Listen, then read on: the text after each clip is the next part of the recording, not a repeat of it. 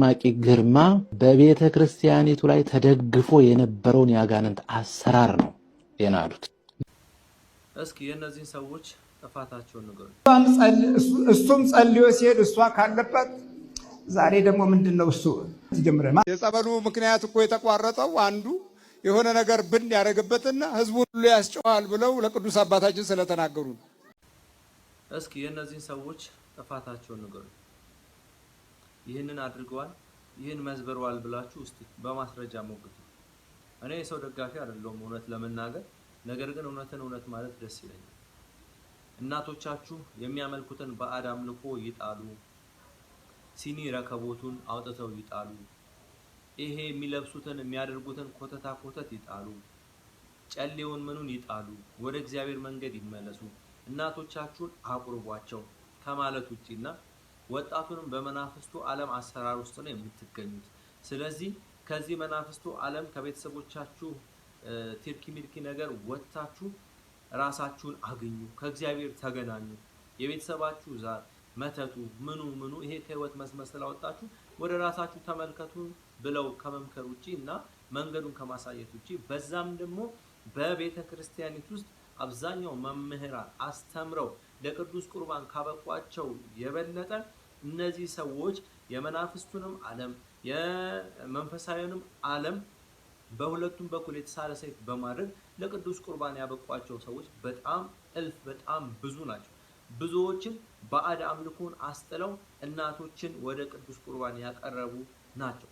ስለዚህ ይሄ ነው ጥፋታቸው ብላችሁ የምትሞግቱኝ ካላችሁ ይሄ ነው ጥፋታቸው ብላችሁ ሞግቱ።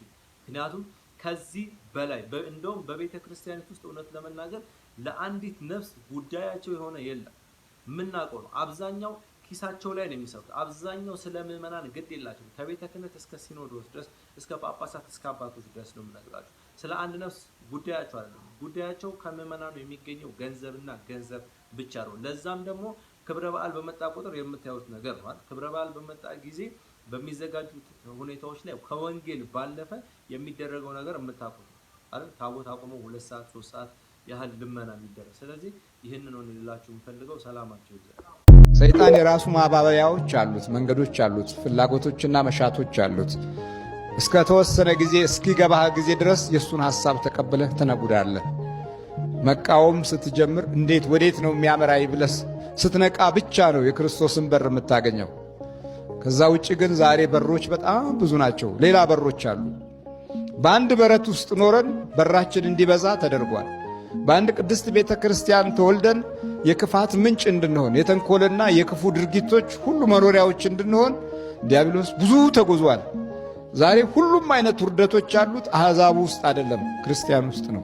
ምቀኝነቱ፣ ክፋቱ፣ ተንኮሉ፣ ግፉ ያለው እኛ ውስጥ ነው። ክርስቲያኑ ለዛውም ክርስቲያኑ አሁን ወደ አሕዛብ ሄጄ አይደለም ማስተምረው። እስላሞች መንደርና እስላሞች ቦታ አይደለም፣ እዚሁ ክርስቲያኑ ጋር ክርስቲያን ሁን ነው ትግሉ።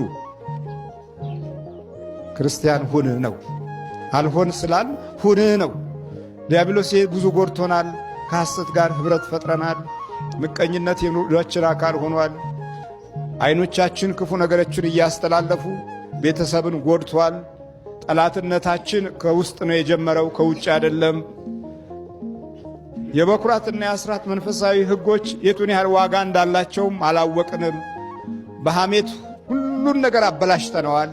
ስለዚህ ውስጣችን የክርስቶስ መግቢያ በር እንዳይሆን ድምፁን እንዳንሰማ የድምፁ ፍቅር መኖሪያዎችም እንዳንሆን እሱንም ተከትለን እንዳንሄድ ተከተለኝ የሚልህ ጠባይ፣ ፍልስፍና፣ መንገድ፣ ዕውቀት፣ ችሎታ እነዚህ ሁሉ ያደነባብሩናል። ተደነባብረን መግጫና መግቢያው በራችን አሁን ቤታችን ብቻ ነው። ያውም ስንገባ እዛ ውስጥ ስንገባም እየተጨነቀን እዛ ቤት ስንገባም እየከበደን እየቃሸን ተስፋዎቻችን እየተቋረጡ እሱ እኔ የበጎች በር ነኝ። በቅዋሜ ይሄን አልዘመን ጨርሰናል። ስንት ዓመት ሙሉ እዚህ 50 ምናምን ዓመት እኮ ነው። አንዴ መቁጠሪያው፣ አንዴ ስንል፣ አንዴ ጸበሉ ላይ የጸበሉ ምክንያት እኮ የተቋረጠው አንዱ የሆነ ነገር ብን ያደረገበትና ህዝቡ ሁሉ ያስጨዋል ብለው ለቅዱስ አባታችን ስለተናገሩ ሁሉም የሚጨው የሆነ ነገር አለች፣ የሆነች እጽዋት ይከትበታል። ከዛ በኋላ በቃ በሙሉ ይጨዋል ተባለ። እና ያው እንግዲህ እንደምታዩት አስቸጋሪ ትውልድ መሀል ነው ያለነው። የተወለድንበት ጀርባ በራሱ አስቸጋሪ ነው። እውነቱን ለመረዳትና እውነቱን ለማወቅ ያለው መከራ ከባድ፣ ብዙ ጊዜ አሳልፈናል።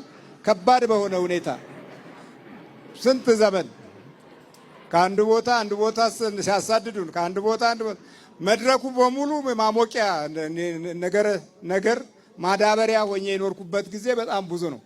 እስካሁን ያም አላቋረጠም በብዙዎች ዘንድ። ግን ምንም የሚያመጡት ነገር የለም። እነርሱ ጋር ካለው ይልቅ እኛ ጋር ያለው ይበልጣል። እውነት ነው። ይሄ የተስፋው ቃል ሁል ጊዜ ያቆመናል። በልተዘግባጥ ነው ተሽ አንተም ብሏል እኮ ይቅርታ ሲል ተናደድኩኝ። ገና ነው ገና በስልክ ነው እሱ ለምን በስልክ አይገርም። ፌስቡክ ላይ ጻፋ ይቅርታ መመገርማ ይቅርታ ሲል በቃ ተቃጠልኩ። እኔ ብቻ አይገርም አጠቃላይ ያለ ነው በሙሉ ተቃጠልን። ከተማው በሙሉ እሱ ችግር ተናደድን። የእሱ ተቀጣዮች አልተንጫጩም እንዴ? በደንብ ነው የተንጫጩት። ከዛ ቤተክርስቲያን ቀረ። በመቋሚያ አስቀጠቅጠው ነበር። ገምን ጻፍክ ተብሎ ይቅርታ ስላለ ገምን ጻፍክ? ነግቱ ሙሉ ሲደውሉበት ነበር።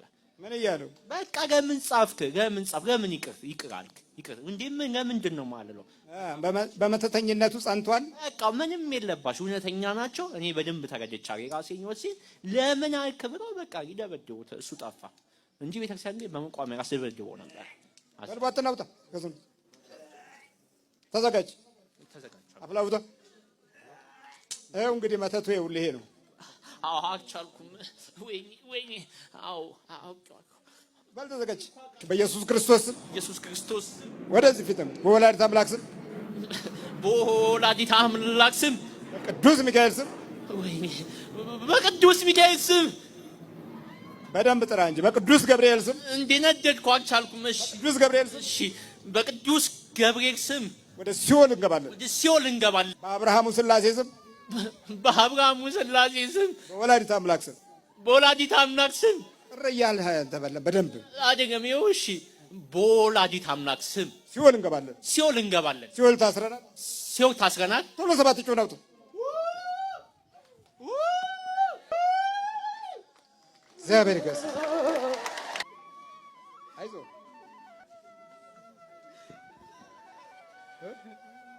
አባ ይቅር በሉኝ። አይዞህ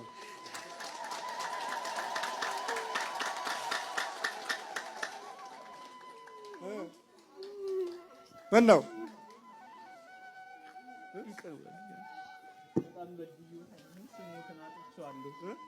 ንገራቸው። እኔ ጋር ረጅም ዘመን ፌስቡክ ላይ የእርሱን በፊት አገለግሎት ነበር። ሚካኤል ሲመጡ ነጠላ ገብሻ አገለግል ነበረ። ከዛ በኋላ የሆነ ጊዜ በቃ ጠፋሁኝ። እርሱም ከዛ ሲሄዱ እኔም ጠፋሁኝ። ከዛ ጠፍቼ ምንም እኮ ከማንም እኮ አላወራም፣ ግን ዝም ብዬ በቃ እሳቸው እንደዚህ ናቸው። እኔ ዋናው ከትምህርቱ ጋር ሳይሆን ከመቁጠሪያው ጋር ከቅባ ቅዱሱ ጋር እንዴት ይሆናል የሚለው ነገር እንዴት ይሆናል እኔ አላቆም። በቃ ግን ብቻ እጄ ሳይታዘዝኝ ራሱ ይጽፍና ስጨርስ ምንድነው ይሄ ነገር እንዴት ጻፍኩት ምናምን እላለሁ። እኔ ማለት ሳይፈልግ ማለት ነው። ከዛ በቃ አንዳንድ ጊዜ ዩቲዩብ ላይ አያለው ምናምን ቪዲዮትን አያውና ከዛ በቃ ውስጥ ያለቅሳል። ምንድነው ምናምን ሁለት ሰው ሆነ ማለት ነው። በቃ ሁለት ሰውኛው በቃ የሆነ ሰዓት ላይ ራስ ይሆናል እንትን በቃ ሁለት ሰውኝ ማለት ነው። እና ምንም አላቆም ብቻ በቃ ከዛ ቤተክርስቲያን እንትን ነበር በደምብ ሳገለግል ምናምን ነገር እቀድስ ነበር። ወደ ሁለት ዓመት አካባቢ ከቅዳሴ አቆምኩኝ። ግን ትምህርት አስተምር ምናምን ነበር። ፖለቲካ ውስጥ ገባሁ። በቃ ምንም በማላውቀው ፖለቲካ ውስጥ ገባሁ። በቃ ደንበኛ ፖለቲከኛ ሆኜ መንፈሳዊ ነገሩን ምግፍ አድርጌ አልጸልይ አልሰግድ በማለት ወንድሜ ታዬ እሱን አገኘሁት። እሱን ሳገኘው ነገረኝ፣ እየደወለም ነገረኝ። በፌስቡክ ተገናኘን። ቆይ እሳቸው እንደዚህ አይሉም ያለኝ ሲነግረኝ እንኳን ነው የምትለው በቃ ጽፍ እንደው እንዴ ነው? አዎ ይሄ መቁጠሪያው ላይ መተት አለበት። በቃ መቁጠሪያው ላይ መተት አለበት። በቃ ይሄ ነው። አዎ በደንብ ነው የምጽፈው። እንዳየ መተቱ ነው። እንደውም ስጽፍ እኮ ብዙ ላይክ እኮ አይመጣም። የእርሱን ስጽፍ ወደ 1000 ምናምን ላይክ ወደ ስንትና ስንት ሺህ ሼር በቃ ሸርና ላይክ ይበዛል። በጣም ብዙ ማለት ነው። እኔ ከሌሎቹ በፊት ነው እንደውም ቀድሜም እንትን ፌስቡክ ላይ ሰገርሶ መጻፍ የጀመርኩት መቃወም የጀመርኩት ማለት ነው። ከዛ እሱን ሳገኘው እሱ በትህትና በትዕግስት አሳየኝ። ቤት ሞክረው አለኝ። እሺ አልኩት። መቁጠሪያውን ገዛው። እዛው ቅባ ቅዱሱን የወይራ ዘይት ገዛው አስባረኩኝና ቤቴ መሞከር ጀመርኩ። ስሞክር ስሰግድ ስመታ በቃ የተለየ ስሜት ይሰማኝ ጀመረ። ምንድነው ነገር ምናምን ያልኩኝ ለእናቴ ማሳየው። እሷም መዳን ጀመረች፣ ደህና ሆነች።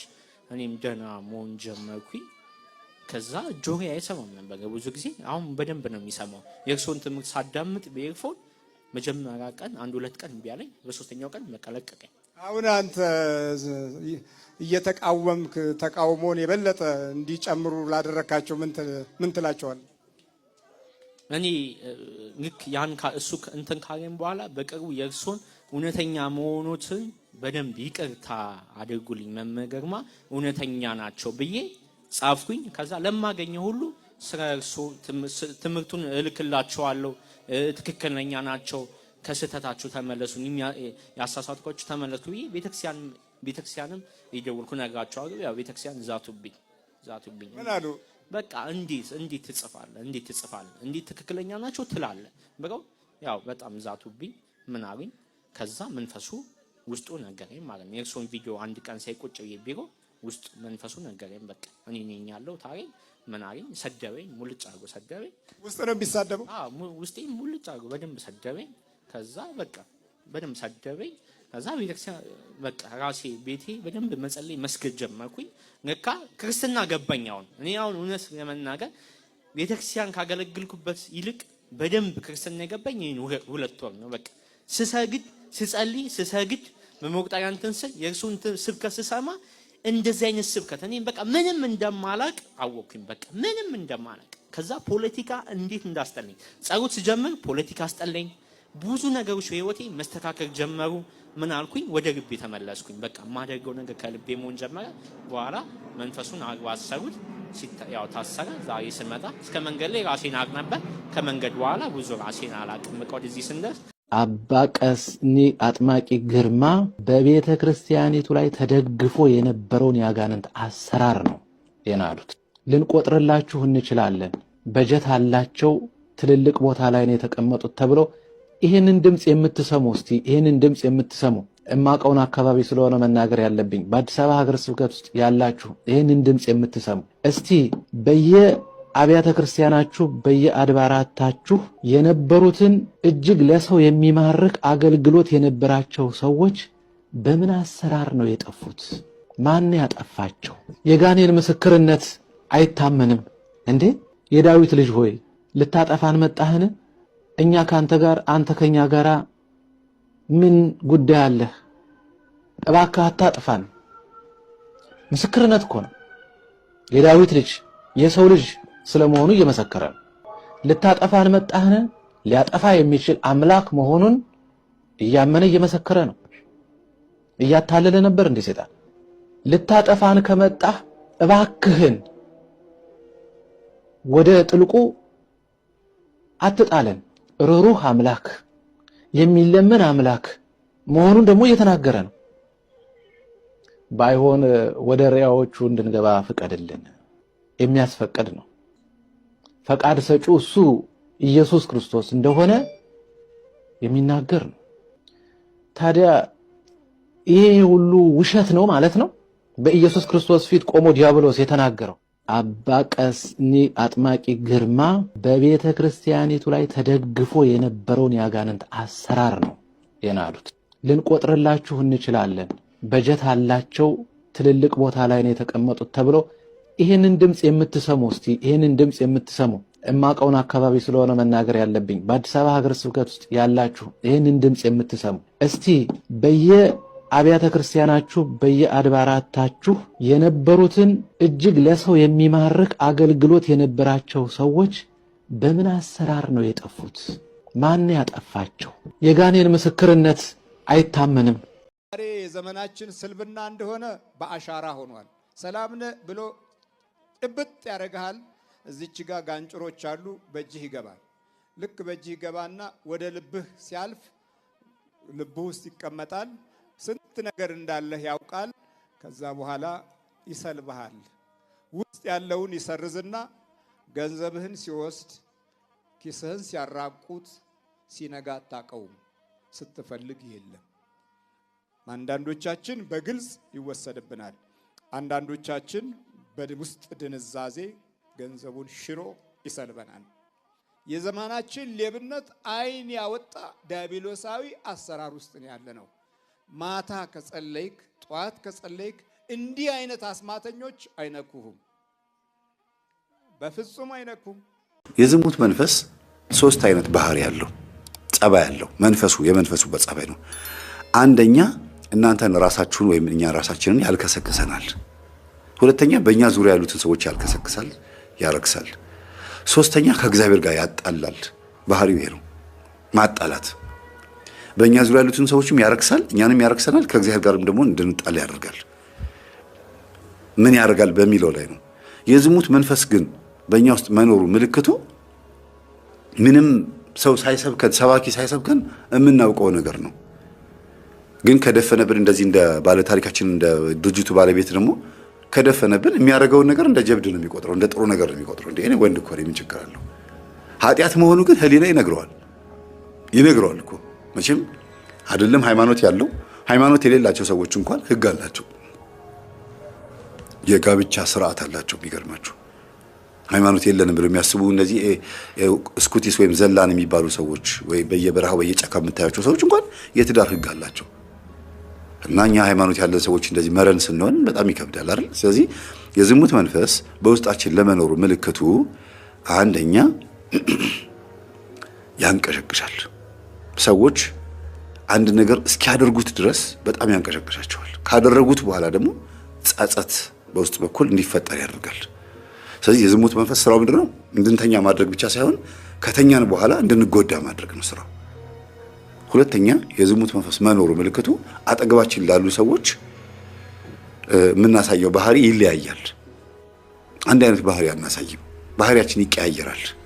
ለምሳሌ ለሚስቱ የሚያሳየው ባህሪ፣ ለልጆቹ የሚያሳየው ባህሪ፣ ሚስትም ሴትም ከሆነችም የዝሙት መንፈስ ካለባት ለባሏና ለልጆቿ የምታሳየው ባህሪና በዝሙት ለወደቀችበት ቦታ የምታሳየው ባህሪ ይለያያል። የዝሙት መንፈስ እናንተ ተረዱት ምን አይነት ባህሪ እንደሆነ በየቤቱ ስለሚለያይ እናንተ ራሳችሁ ወቁት። ሌላው የዝሙት መንፈስ ውስጣችን መኖሩ ምልክቱ ግለ ወሲብ የምንፈጽመው ነገር ነው። ግለ ወሲብ አይነ ጥላ ምንም እንኳን የምታስፈጽም ቢሆንም ሴቶችም ወንዶችም ግለ ወሲብ የሚፈጽሙት ያንን ስሜት ለማስተናገድ ነው። ያንን ስሜት እንደ ሱስ ታደርገዋለች።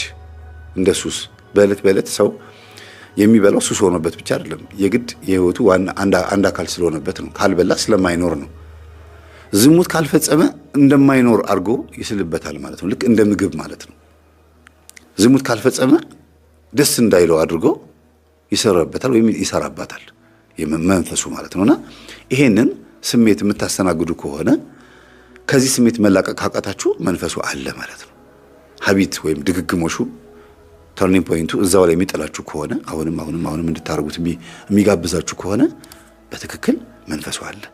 እሺ ይሄ መንፈስ ስታውቁበትና ስትነቁበት ስልቱን እንዴት ይቀይራል? አንደኛ ያገባችሁ ከሆናችሁ አንቺ እየሰገድሽ እየጸለይሽ ይሄ መንፈስ ለማስወገድ ወይም ደግሞ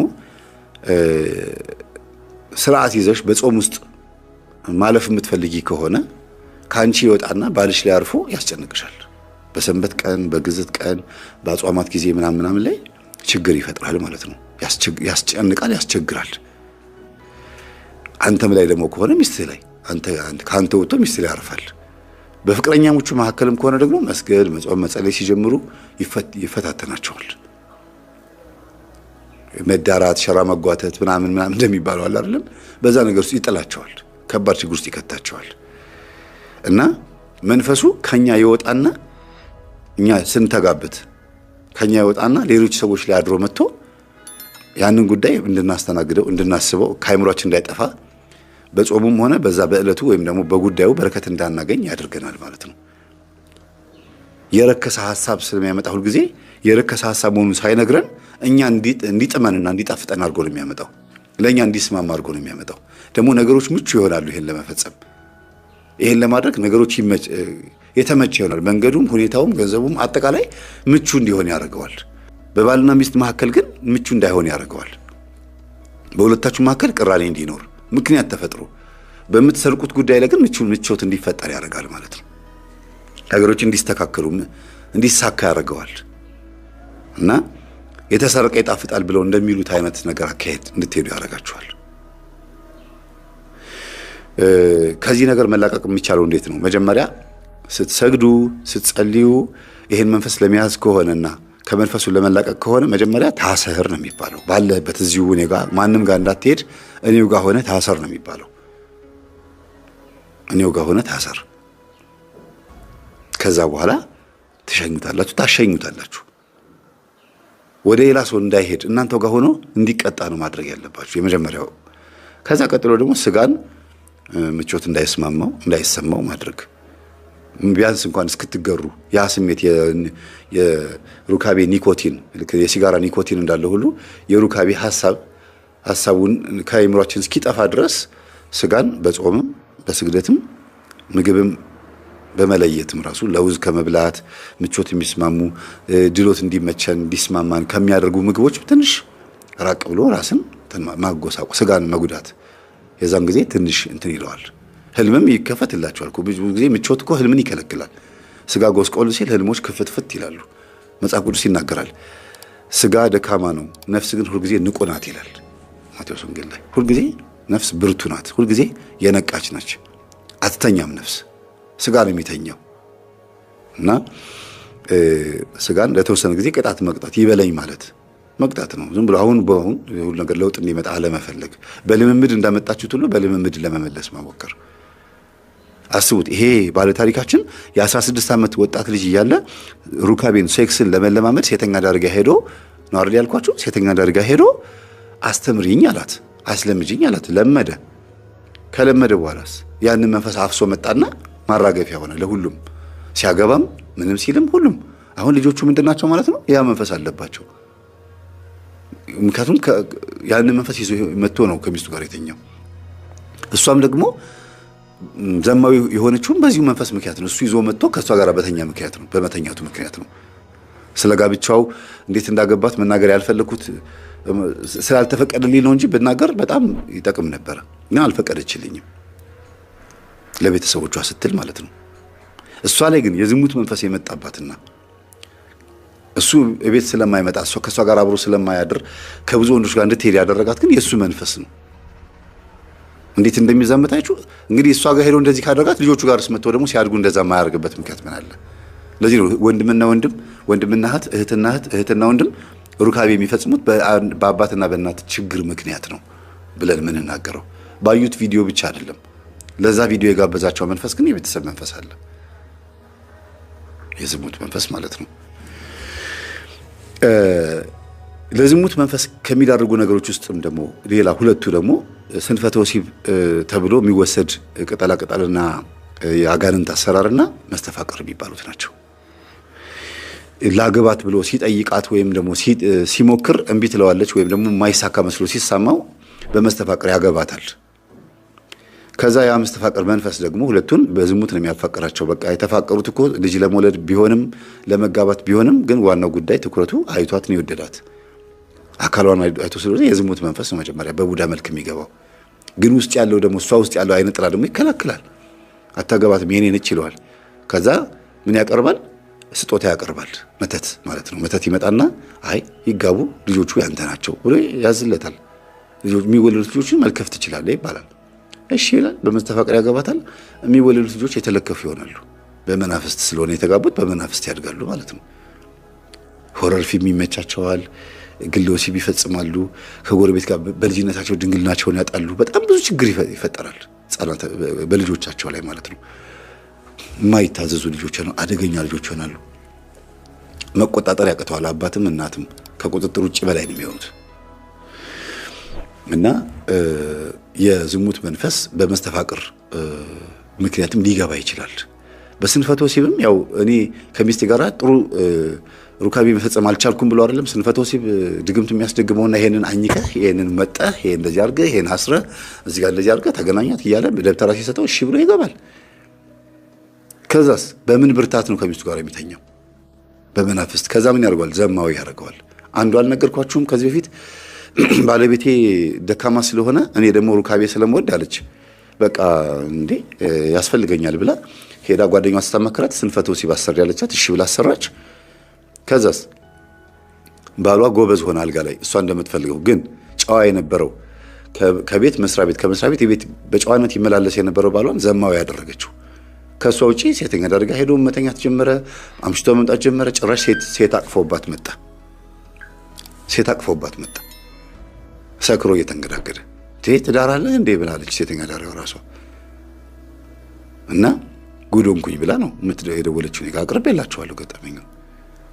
እንዲህ አይነት ነገር ውስጥ ይከታል፣ ዘማዊ ያደርጋል ማለት ነው። ለጽድቅ ብዬ ባዝላ ተንጠልጥላ ቀረች ብሎ እንደሚተርቱት አይነት ነገር ነው የሚሆነው። ለራሴ ለጥቅሜ ብዬ ወይም ደግሞ ለትዳራችን ብዬ ደስ እንዲለን ብዬ አድርጌ ጥበብ ነው ብሎ ስለሚያታሏቸው እኮ ነው። ጥበብ ነው ይሄ እኮ ችግር የለውም ይላሉ። አንዳንዶቹ ደግሞ በጣም ሲነቃባቸው ደብተራዎቹ አጋንንት እኮ ይታዘዛል፣ በእግዚአብሔር ኃይል አዝነው ስራ እንዲሰራ ማዘዝ ይቻላል ነው። እንኳን አዘኸው ሳትፈልገው እንኳን መጥቶ እንደ ልክስክስ ውሻ አንተን ገነት ሲኦል ለማስገባት የሚፍጨረጨር መንፈስ ነው አዘኸው እሺ የሚለው። በጣም የሚገርም ነውና ይሄ ነው። ሌላው የዝሙት መንፈስ በቡዳ መልክ ይገባል። ጎረምሶች፣ ወጣቶች እናታቸው ጨሌ የምታመልክ ወይም ቡና የምትካድም ወይም ደግሞ ከራማ የምታመልክ ብዙ ነገሮች የምታደርግ ልትሆን ትችላለች። ፈጫሳ የምታደርግ ፈረቀሳ የምትሄድ እዛም ሄዳ ዛፍ ቅቤ የምትቀባ ወይም ደግሞ ደብተራ ጋር የምትልከሰከስ ልትሆን ትችላለች። ከእንደዚህ አይነት ቤተሰብ የተወለደ ልጅ ያው መንፈስ ስላለበት ላዩ ላይ ድድ ማስጫ ድንጋይ ቦታ ላይ ተቀምጦ ምናምን ሲወጭ ወላጆቹን ሴቶችን ያህል ከዛ አይን ውስጥ የገባችውን ሴት ሄዶ እንደምንም ብልጇን ጎትቶ ያናግራታል። ያው ምላሱን ይዘረጋና በዛ እትትህ ይላታል። እሺ ትላለች። አንዴ ከነካት በኋላ የዝሙት መንፈስ ገባ ማለት ነው። ከርቀት ራሱ ሲስቱ እንዴት ነው ያምራል፣ አሪፍ ነው፣ ምንድነው መቼ ነው ሰላም ሻይ ቡና እንበል ይላል። ገብቷል የቡዳ መንፈስ። እሷ ደግሞ መለከፏ ደስ ይላታል ትላለች። የዝሙት መንፈስ እንግዲህ በዚህ ልክ ጀግና ለመምሰል ቢሞክርም ዘጭ ማለቱ አይቀርም፣ መዋረዱ አይቀርም። ግን መንፈሱ እስኪያዝ ድረስ እኛ ዋጋ እንከፍላለን፣ ብዙ ማገዶ እንጨርሳለን። ገንዘብም ሊሆን ይችላል፣ እድሜ፣ ሁኔታ፣ ብዙ ነገር ሊበለሻሽ ይችላል። ሳይነቁም ደግሞ የሚሞቱ አሉ፣ በዝሙት የሚሞቱ አሉ። ይሄ ነገር ሳይገባቸው ዘማዊ እንደሆነ መኪና ቢገጨው፣ ዘማዊ እንደሆነ ትንታ ቢገለው፣ በሰው እጅ ቢሞት፣ በጥይት ቢገደል፣ የሆነ ቦታ ሄዶ ቢረሸን፣ አንድ ነገር ቢያጋጥመው ዘማዊ እንደሆነ ሞተ ማለት ነው። ከነ ኃጢአቱ ሞተ ማለት ነው። ድልዋኔ ከሙንበሩ ተዘጋጅታችሁ ጠብቁ የሚለውን ነገር አላደረገውም ነበረ ማለት ነውና ሁልጊዜ ሬዲ ሆኖ መጠበቅን የመሰለ ነገር የለም።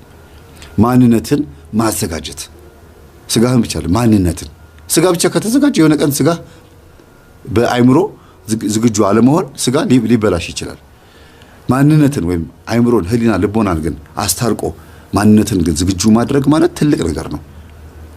የትም ቦታ ብትሄዱ አጠገብህ እርቃኗን የሆነ ሴት ብትቀመጥ እንኳን ማንነትን ካዘጋጀ ምንም አትሆንም። የትም አይነት ሴት ትለፍ፣ ምንም አይነት ሴት ትሆን፣ ማንነትን መጀመሪያ ማዘጋጀት፣ ራስን ማሳመን። እኔም ወደቅ የለብኝም መሰናከል የለብኝም ሸፈን አርጊው ይሄ ነገር ጥሩ አይደለም ብለህ የምትመክራት ሰው እስክትሆን ድረስ ራስን ማዘጋጀት። የማያስችል ከሆነ ራቅ። ፈተና ሲያደርሱባችሁ ሽሹን ያለው ክርስቶስ። ፈተና ካለበት ቦታ መራቅ ነው። መንገድ መቀየር፣ መስሪያ ቤት መቀየር፣ ስራ ዘርፍ መቀየር ካለበት መቀየር ነው።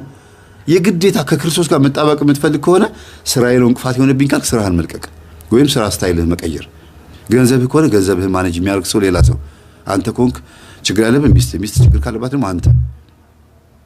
እውቀትህ ዲግሪ ዲፕሎማ ከሆነ ችግር ውስጥ የከተተ በቃ ራስህን መግራት፣ ማስተካከል፣ ትትና ውስጥ መግባት። በአጠቃላይ ለእኔ መሰናከል ምክንያት የሆነብኝ ይሄ ነው ብለህ የምታስበውን ነገር ማስተካከል ነው። ማንነትህ ላይ መስራት ነው። ማንነት ላይ የሚሰራ ሰው ከሰው ጋር በፍጹም አይጣላም። ማንነት ላይ የሚሰራ ሰው ሁሉንም ሰው ይወዳል። ሁሉንም ሰው፣ ሃይማኖት፣ ዘር፣ ቀለም ሳይለይ ሁሉንም ሰው። ማንነቱ ላይ የሚሰራ ሰው ጠቃሚ ነው። ለጎረቤቱ ሰላም ነው፣ ለሀገሩም፣ ለመንግስትም፣ ለማንኛውም ሰላም ነው የሚሆነው። ካፉ የሚወጣው ቃላት ምናልባት በነገራችን ላይ መልከ ሚካኤል ጸልያችሁ አንድ የሆነም እንደው በቃ የሚጠላችሁ ሰው ፊት ስትሄዱ ነው የሚለው። ቆረጥ ነው እያደረገ ነው የሚያችሁ። እየሰማችሁ ነው? ቆረጥ እያደረገ ነው የሚያችሁ። ባልና ሚስት በመንፈስ ተለያይተው ሚስት መልከ ሚካኤልን ጸልያ ጌታ ሆይ ሞገሱ ነኝ እፍፍ ብላ እንቢ አብሳ ወደ ባሏ ስትጠጋ አትጠጊኝ ዛሬ ደግሞ ምንድነው ይላል። ምንድነው ይላል። እሱም ጸልዮ ሲሄድ እሷ ካለባት ዛሬ ደግሞ ምንድነው እሱ ጀምረ ማዛጋት ደግሞ የማይመለስ ማዛጋት ነው ብሎ እዛው ይቀራል እና በግድ የሚመለስበትም አጋጣሚ አለ። ይሄ ሁላችሁ ኃይል ነው፣ የኃይል ምልክት ነው። በድካም አታሰቡ። የድካሙ አዛግተ ቶሎ ይቆማል። ይሄ የዛኛው ግን ይቆያል። እዛ ስንዝር ነው የሚከፈተው፣ እስጋ ብሎ ነው የሚመለሰው። እንደዚህ ይሄን ያህል ሞገስ አለው እና በእውቀት በጥበብ አይደለም ሞገስ የሚመጣው፣ በጸሎት ነው፣ በመንበርከክ ነው። ሙሴ ሲሰግድ አይደል እንደ አዲስ ሞት ያመጣው ለክፉዎቹ አይደለም? ሲሰግድ የጽድቅ ሰዎች ነበሩ ይላል። እርጅናቸው ጽድቅን አልከለከላቸውም። ዛሬ ብዙ ሰዎች በልጅነታቸው የጽድቅ ጠላት ሆነው በእርጅናቸውም ያንኑ ባህሪ ይዘው የሚጓዙ አሉ። ለምን? ዘካርያስ ገና በልጅነቱ ጀምሮ በመንፈሳዊ በረከት ውስጥ ያለ ሰው ነው። ተመልከቱ። ያ ከልጅነቱ የነበረው መንፈሳዊ ኃይል በስተርጅና እንኳ በጣም አርጅቶም ሳለ እንኳ አብሮት ተከትሎታል። እንዲህ ነው የመናፍስትም ጠባይና ባህሪ እንደዚህ ነው። በልጅነታችን የነበሩ ጠላቶቻችን ዛሬ እስከ እርጅና ዘመን ድረስ አድፍጠው በአኗኗራችን ውስጥ ላሉት እንከኖች በር እየከፈቱ ጉዳቶቻችን እንዲጨምሩ ጉዳታችን እንዲበዛ ነው የሚታገሉት እና በጣም ቢያረጁም ይሄው ተራ ደረሰ። በእግዚአብሔር ፊት ሲያገለግል እንደ ካህን ስራ